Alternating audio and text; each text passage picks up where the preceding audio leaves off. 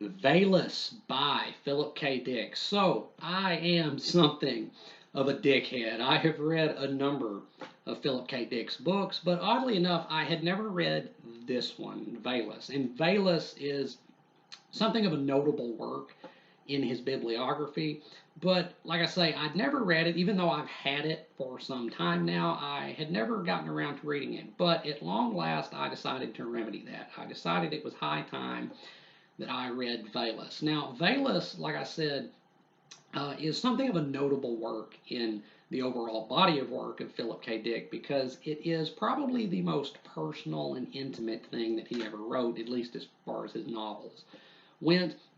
It is a kind of a fictionalized autobiographical novel which deals with the experiences which he claimed to have had in 1974. So if you're not familiar with Philip K. Dick, in addition to being a prominent science fiction author, he also claims to have experienced a theophany. If you don't know what a theophany is, it means an encounter with God or with some kind of higher power. Anyway, uh, so I'm going to, just kind of relate this as best I can. You can look it up on your own if you want more detail, but in short, in 1974, Philip K. Dick had just had surgery on a wisdom tooth, and he needed some pain meds, so he ordered some medication brought to his house. And when he went to the door, he was confronted with the delivery girl, who I believe he said was wearing a necklace with the little Christian fish symbol on it. And from this symbol, I think he claimed that some kind of dazzling pink radiance, which I believe is kind of illustrated here on the cover of the book, shot out of that into his noggin and like beamed some information directly into his brain. And also, I believe he claimed to have kind of seen some kind of like um, superimposition of reality with like the Roman Empire overlaid upon modern day California or something like that. I don't know. It's definitely kind of a head trip. But anyway, so he thought that he had truly experienced a theophany, a kind of divine revelation. And I want to say this for myself personally. Um, if you are to take seriously every person out there who claims to have met God or heard from God, you would be inundated with the stories of a whole lot of cranks and kooks out there. And I would also like to point out that Philip K. Dick, not only had he just undergone a surgery when that happened to him, but also he had quite the history of drug abuse himself. So it's important to take these kind of things with a grain of salt. But the thing that makes me personally actually lend at least some degree of credence to Philip K. Dick's claims that he actually encountered something higher, um, a higher power, is the fact that it directly saved the life of his son. And that is something that I would say is enough to give anybody pause.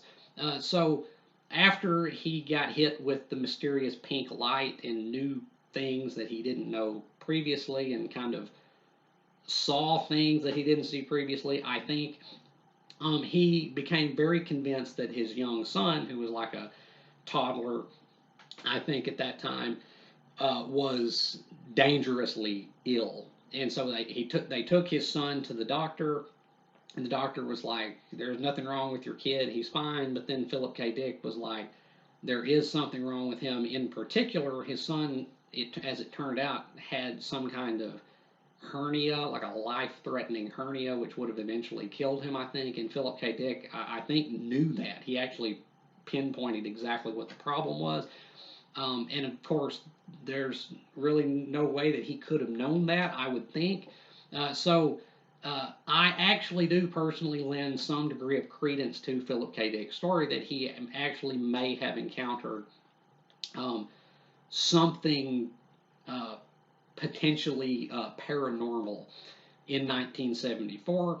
And this experience set him on the path of writing his now kind of famous exegesis, which is a very voluminous compendium of journal entries and notes and stuff that he wrote trying to grapple with this seemingly supernatural experience that he had and trying to understand not only what had happened to him, but possibly grapple with the actual nature of the world, which he believed was not quite as simple and cut and dried as most people might think.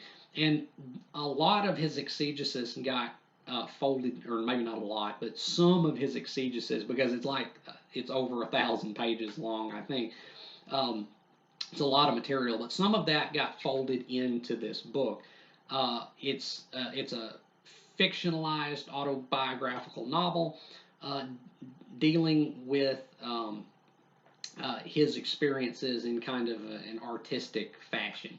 So the story of VALIS, it follows a character named Horse Lover Fat, which it's treated like a separate character, but actually it's just Philip K. Dick, because I believe that it's explained in here that his name, Philip, in Greek, it means like lover of horses, and the word Dick is the German word meaning fat. So the main character in here is Horse Lover Fat / Philip K. Dick.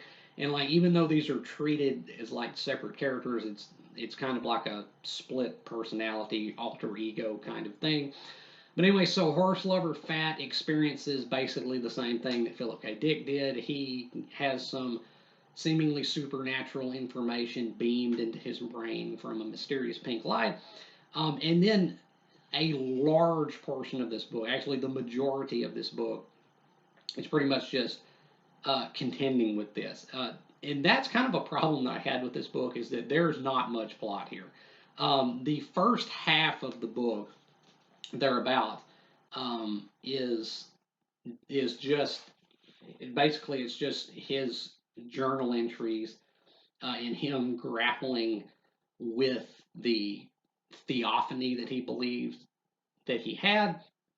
And then eventually there is a plot, something akin to a plot develops where Philip K. Dick / Horse Lover Fat and his friends see a film entitled VALIS, which seems to correspond with a lot of the experiences that Horse Lover Fat / Philip K. Dick has had, the supernatural stuff, and also the plot of the film VALIS in the book VALIS has to do heavily with the plot of another Philip K. Dick book, which would be Radio Free Albemuth. These books are kind of sister books, even though I believe that Radio Free Albemuth was a posthumous publication. This also kind of deals with the same subject matter. And like I said, the plot of the film VALIS in the book VALIS is taken directly from the plot of this other Philip K. Dick book entitled Radio Free Albemuth.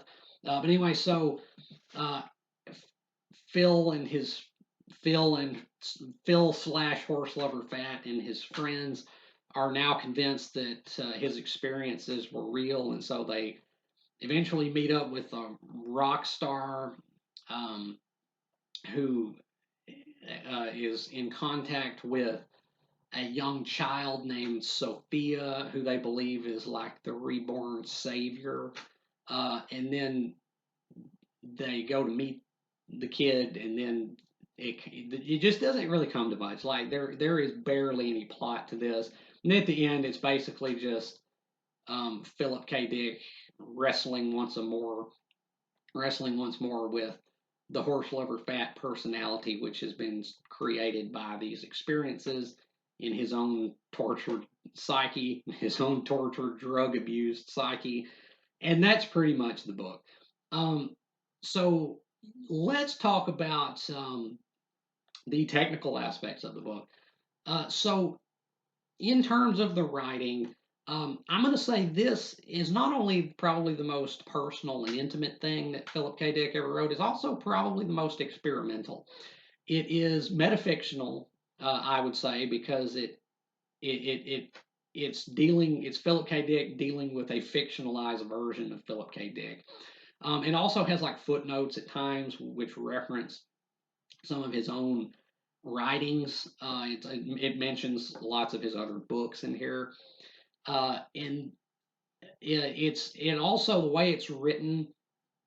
It's written kind of like I said, it treats the horse lover Fat like he's a separate character altogether.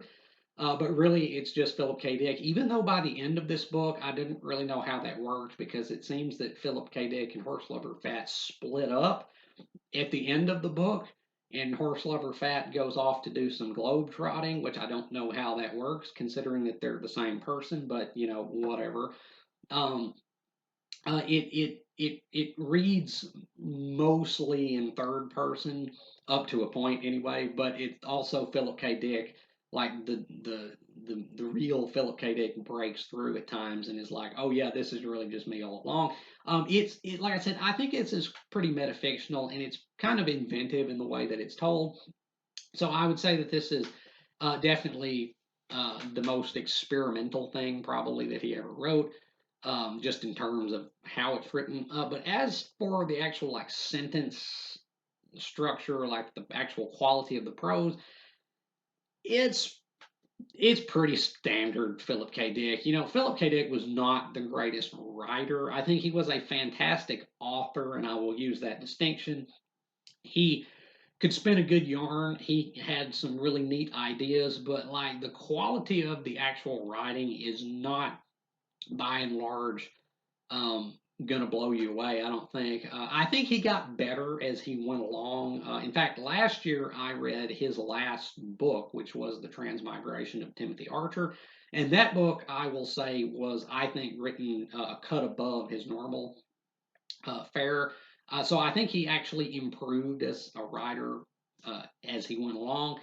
In Valus, it's not badly written, but it's really plain. Like the prose of Philip K. Dick is by and large just pretty plain, not remarkable. I mean, it's not sloppy or anything like that. So it's definitely not purple. I'll give it credit. It goes down easy, but it's not really going to leave an impression on you in terms of beauty, I don't think. So I mean, if you've read any Philip K. Dick books, you'll probably know what I'm talking about. It's just pretty standard Philip K. Dick fare in that regard. So let's talk about the characters. The characters um, aren't that great. That's another thing about Philip K. Dick. By and large, the characters in his books aren't terribly deep. They're kind of stiff. And again, I think in the Transmigration of Timothy Archer, that was majorly improved. The characters in that book were, I think, once again, a cut above the majority of the rest of his works. But Valus, the characters, I mean, they're passable, I guess, but the way that they're developed, and again, it's not the most artful.